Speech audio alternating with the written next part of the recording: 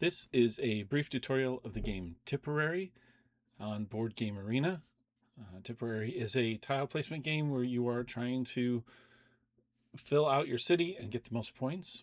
I'm going to go and do a very brief overview of the game for those of you who may have just need a quick reminder, and then we'll go into some more detail.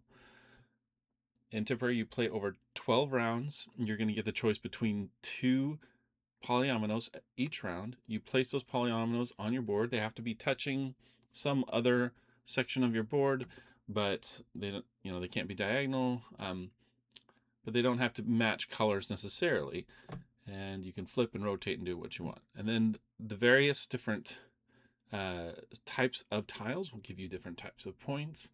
Plus, you get points for filling in your city. So let's start there. At the end of the game, you get points, and a majority of your points from filling in the largest section, the largest rectangle worth of tiles.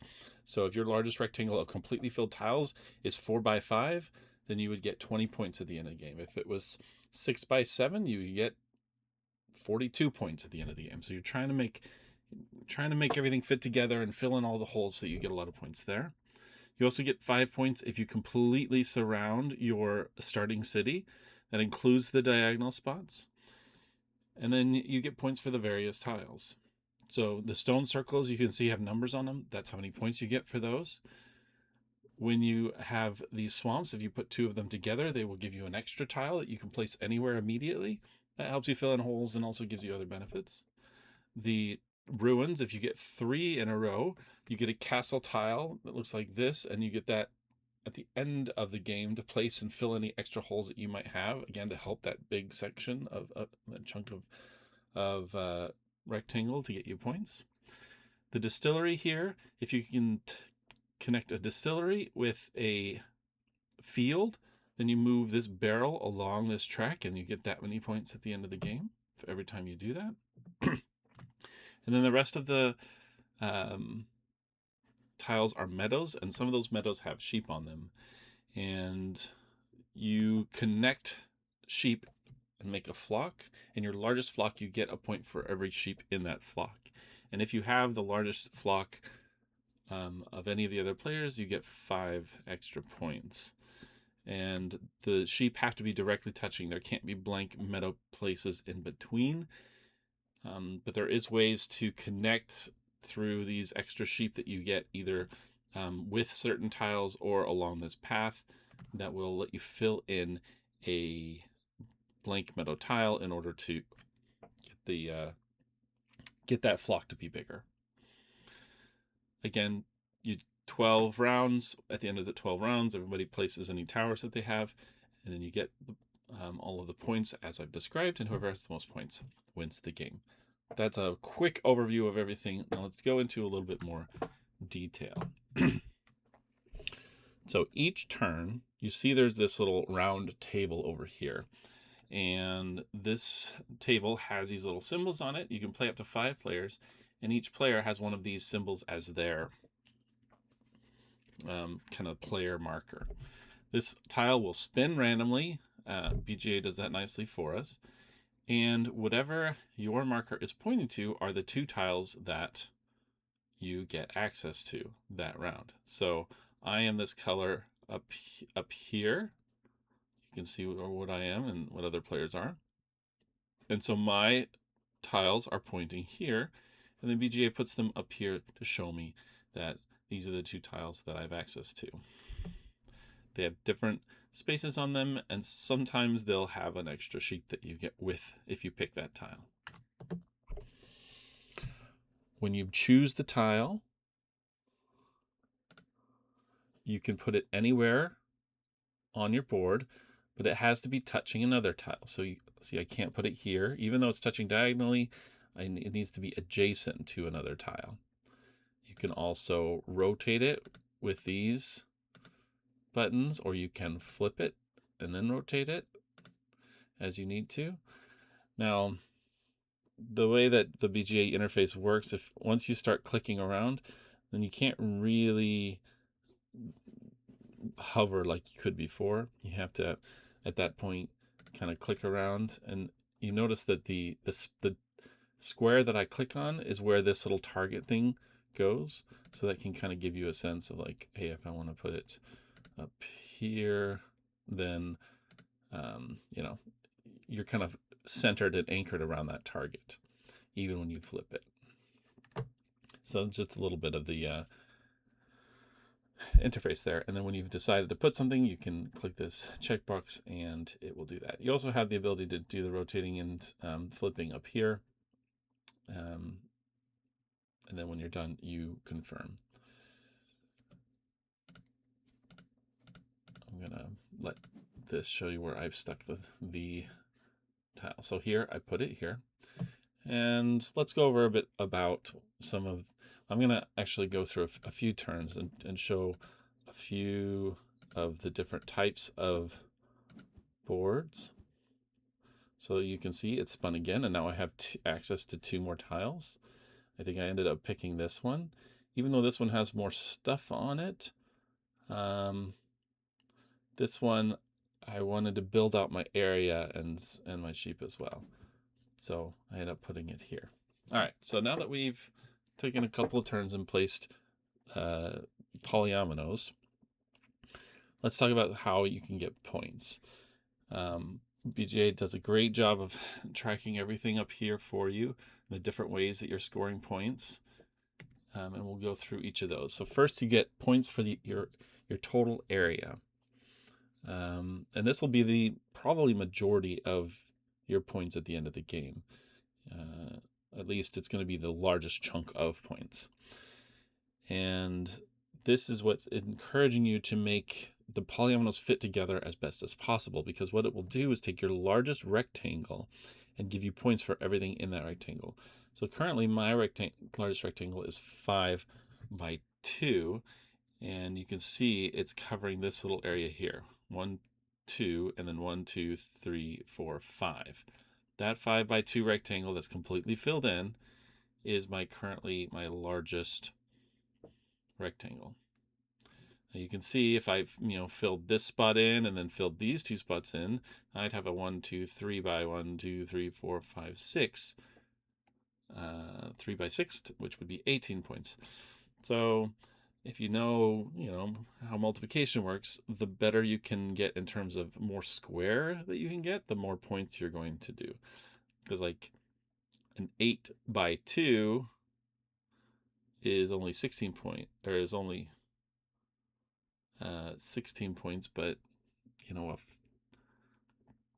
5 by 5 is 20, 25. So anyway, if you can get in more of a square type of setting, you're going to get more points for that. So just kind of something to keep in mind. All right, let's talk about some of the different types of tiles that you're placing. Oh wait, before we do that, the other thing about the area too is you can see my starting board here has a little dotted line around it. Everybody else's does too. Everybody starts with the same center 6, but they each have just slightly different extra 3 spots. I think everybody gets 2 sheep and then 2 other random board parts that that kind of stick out from their main city. If you completely surround your city, including diagonals, you get an extra 5 points at the end of the game. That's what this guy is over here. You can see it's including the diagonals. So in this case, it's important that I fill in this spot and this spot. Those are part of it. So I would have to, continue all the way around. If you can draw a circle of tiles that's all connected that surround your city, that's how you get that extra 5 points. All right, so let's talk about some of these other tiles that you get. So the easiest ones are these stone circles. BGA just kind of shows you how many points you get for them. Those numbers here, it's these black ones. I don't have any on my board, but these ones here show 2, 3. That's usually what it is. There might be some ones in there as well. And those just get you that many points. So I played the one that has a 3 on it. I get 3 points in the end of the game. And that'll kind of show live here in this stone circle total. The swamps. If you place two swamps next to each other in any direction, not diagonal, then you get an extra tile.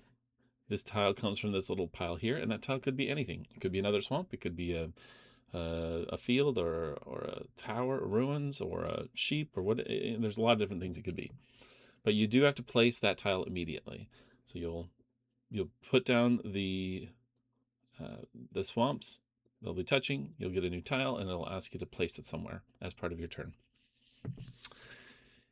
If you placed other swamps connected to that too, those would not give you more tiles. It's every section of swamp, every contained swamp that's at least 2 will get you a tile. Even if you had 4 connected, that would not get you 2 tiles. It would only get you 1 because it's all connected. So you need to make another swamp somewhere else. This one obviously I can't do because I surrounded it and it's only 1, but this one I'll probably connect and make into a swamp so I can get that extra tile. Those are also great for filling in those holes at the last minute to get that area higher. The ruins. For ruins, you need to get 3 in a row. And they're a little different than the swamp in that you can get 3 going one way and 3 going the other. So if I happen to get three ruins in a row this way, I would get the reward from it. And if I also went down 3 on any one of them, then I would also get another tower is what you're getting. So these towers are this tile right here, and those are just, they don't do anything by themselves, but the nice thing is that you save them for the end of the game, because they're probably a good chance that at the end of the game you're going to have a couple of holes in your city, and it's going to hurt your ability to make larger areas. So you use those towers to fill in those holes and get those that area larger. So that's what the towers get you. The okay, and I'm gonna let's talk about the distillery. So there's distillery, and there are grain fields that look like this here. What you're trying to do is pair those together. So if I have a grain next to a distillery, that's one movement on the barrel track. So this barrel will move down for every time you have a match between a distillery and a field. Now the nice thing is you can use a distillery for multiple fields, and you can use a field for multiple distilleries. So if I had a field right here, I would get 1, but if I had put another field over here, I would also get 1. The distilleries or fields don't get used up. They can be used multiple times as long as you're adjacent to the other type.